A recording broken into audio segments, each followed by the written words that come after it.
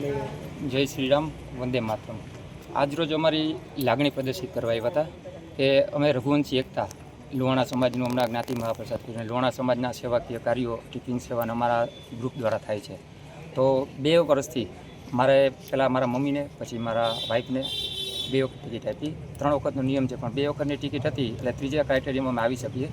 અમે સેવાના કાર્ય કરીએ છીએ, પણ આ વખતે અમને કોઈ કારણસર ટિકિટ નથી મળી। તો એ લાગણી પ્રદર્શિત કરવા આવ્યા હતા માનનીય મંત્રીશ્રી સાહેબ કે ભાઈ અમને શા માટે અન્યાય છે એવું લાગે છે।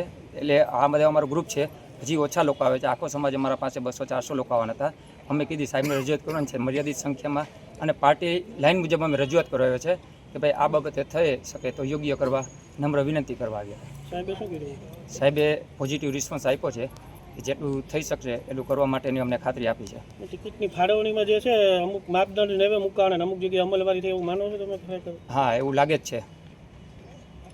જે 3 ટર્મથી ચૂંટાતા એવા લોકોને આપી છે અને ખરેખર જે લાયકાત ધરાવતા એવા નથી, એવું કંઈ છે ખરેખર? શું એમાં? ના, એટલે અમારી એ જ રજૂઆત છે કે અમે કોઈ 3 ટર્મમાં આવતા નથી। અમારા સેવા કે આ બધા આવે છે એ નિસ્વાર્થ ભાવે અમારા ભેગા છે, કોઈ અમે પેડ માણસો લઈ આવ્યા નથી।